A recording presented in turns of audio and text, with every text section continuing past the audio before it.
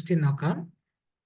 ഇത് 2019 CHSLന്റെ പ്രിലിംസിൽ ചോദിച്ച ക്വസ്റ്റ്യൻ ആണ്. Tier 1 ക്വസ്റ്റ്യൻ ആണ്. റേഷ്യൻ പ്രൊഫഷൻ എന്നുള്ള ടോപ്പിക്കിൽ നിന്നുള്ള ക്വസ്റ്റ്യൻ ആണ്. ക്വസ്റ്റ്യൻ ഇതാണ്: a sum of ₹4360 was to be divide among A, B, C and D in the ratio 3:4:5:8.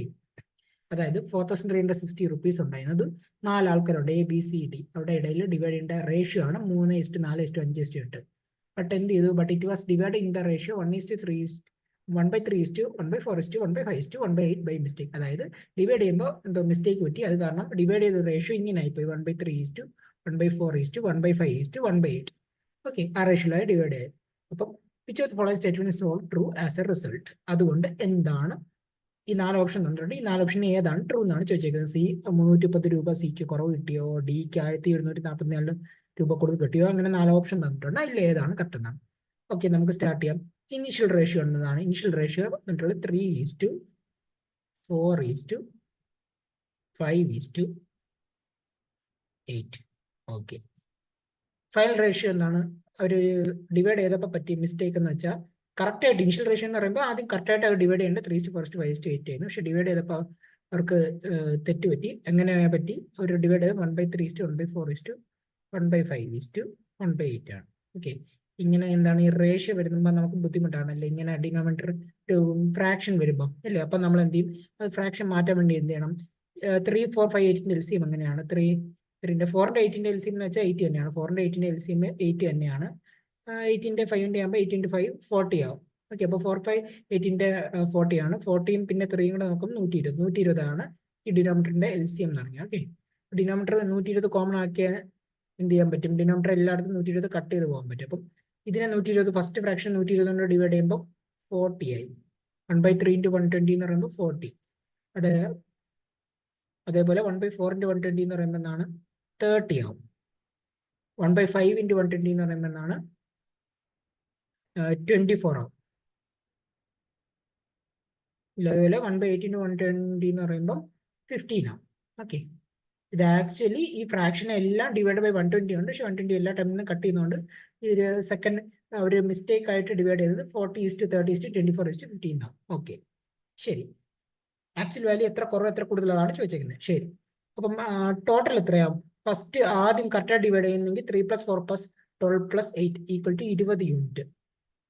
20 unit ആണ്. ഓക്കെ, ഈ 20 യൂണിറ്റ് ആണ് എന്തെന്ന് പറഞ്ഞാൽ 20 യൂണിറ്റ് ആണ് 4360 എന്ന് വെച്ചാൽ. 4360 എന്ന് വെച്ചാൽ ഓക്കെ, അപ്പോൾ ഒരു യൂണിറ്റ് എത്ര വരും? ഫസ്റ്റ് കേസിൽ ഒരു യൂണിറ്റ് എന്ന് വെച്ചാൽ 4360/20. അപ്പോൾ 436/2, അതായത് ഒരു യൂണിറ്റ് 218 വരും. ഇത് കറക്റ്റ് ആയിട്ട് ഡിവൈഡ് ചെയ്താൽ കിട്ടുന്നത്. ഇനി അവർ തെറ്റായിട്ടാണ് ഡിവൈഡ് ചെയ്യുന്നത്. തെറ്റായിട്ട് ഡിവൈഡ് ചെയ്യുമ്പോൾ എത്ര കിട്ടും? 40 + 30 + 24 + 15 ഇതെല്ലാം കൂടെ കൂട്ടുമ്പോൾ എത്ര വരും? 94, 109 യൂണിറ്റ്. 109 യൂണിറ്റ് ആണ് ഈ 4360 എന്ന് വെച്ചാൽ. നമ്മൾ ഒന്ന് ശ്രദ്ധിച്ചാൽ മതി. 4360 ആ 0 ഞാൻ വിടുന്നു. 436 നോക്ക്.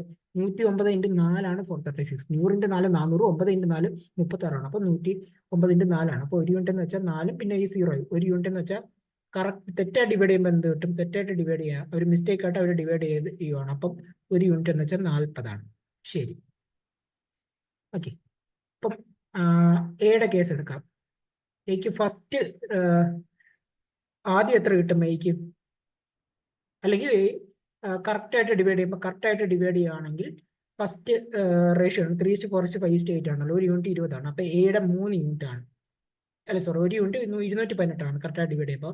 എക്ക് 3 യൂണിറ്റ് ആണ്. 3 യൂണിറ്റ് എന്ന് പറയുമ്പോൾ 218 × 3, 200 × 3 600, 18 × 3 54. അപ്പം ഒരു എക്ക് 654 രൂപ ഇനീഷ്യലി കിട്ടുന്നത് ആദ്യം, അല്ലെങ്കിൽ കറക്റ്റായിട്ട് ഡിവൈഡ് ചെയ്യുമ്പോൾ.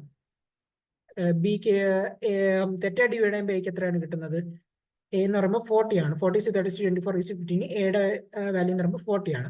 40 യൂണിറ്റ് ആണ്. ഒരു യൂണിറ്റ് എന്ന് വെച്ചാൽ 40 ആണ്. 40 യൂണിറ്റ് എന്ന് പറയുമ്പോൾ എത്രയാണ്? തെറ്റായി ഡിവൈഡ് ചെയ്യുമ്പോൾ എക്ക് 1600 രൂപയാണ് കിട്ടുന്നത് അല്ലേ. 40 × 4 1600. അപ്പം എക്ക് ഡിഫറൻസ് എത്ര വരും? 900 ആൻഡ് 1600 654 ആകുമ്പോൾ 956 ആണ്. 946 ആണ് നമുക്ക് കിട്ടുന്നത്. അപ്പം ഓപ്ഷൻ സി അല്ല. എയുടെ കാര്യത്തിൽ അത് ശരിയല്ല. ഇനി ബിയുടെ കാര്യത്തിലോ? ബിക്ക് കറക്റ്റായി ഡിവൈഡ് ചെയ്താൽ 4 യൂണിറ്റാണ്. 1 യൂണിറ്റ് എന്ന് വെച്ചാൽ 218. അപ്പം 4 യൂണിറ്റ് എന്ന് വെച്ചാൽ 200 × 4 800, 18 × 4 72. അപ്പം ബിക്ക് കറക്റ്റായിട്ട് ഡിവൈഡ് ചെയ്യുകയാണെങ്കിൽ 872 ആണ് കിട്ടുന്നത്. തെറ്റായി ഡിവൈഡ് ചെയ്യുമ്പോഴോ 46 30 24 15 30 യൂണിറ്റ് 1 യൂണിറ്റ് 40 ആണ്. അപ്പോൾ 30 യൂണിറ്റ് എന്ന് പറയുമ്പോൾ 1200 ആണ് അല്ലേ?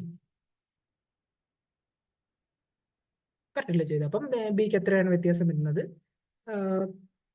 328 ആണ്. 318 ആണ് ക്വസ്റ്റ്യൻ തന്നിട്ടുള്ളത്. ഇത് തെറ്റാണ്. ബിയുടെ അല്ല.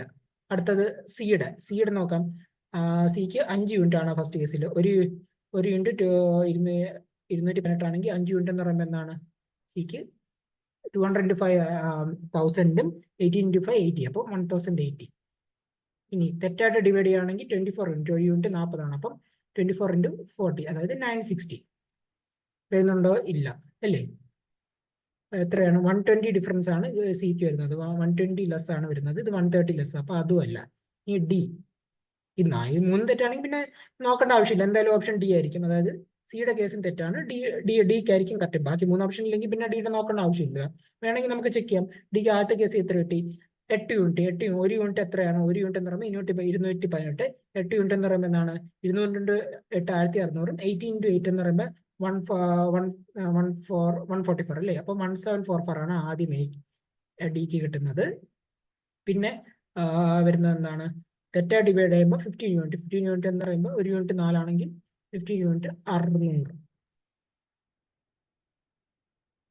600 അല്ലേ? അപ്പൊ എത്ര ഡിഫറൻസ് വരുന്നുണ്ട്?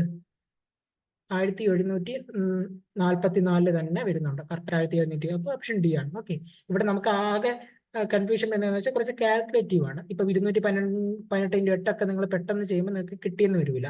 ജസ്റ്റ് നമ്മൾ 18 ടേബിൾസ് പഠിച്ചത്. 18 × 8 144 ആണ്. 200 × 8 1600 ആണ്. ജസ്റ്റ് കൂട്ടുന്നതേ ഉള്ളൂ. ടേബിൾസ് സർവേ ചെയ്യുന്ന ചെയ്യാൻ പറ്റുന്ന ക്വസ്റ്റ്യൻ ഉള്ളൂ. വലിയ പാടില്ല. ചിലപ്പോൾ കുറച്ച് ടൈം കൺസ്യൂം ആയിരിക്കും. നമ്മൾ ഇതുപോലെ ക്വസ്റ്റ്യൻ വരുമ്പോൾ എക്സാമിന് ലാസ്റ്റ് അറ്റൻഡ് ചെയ്യുന്നതായിരിക്കും നല്ലത്.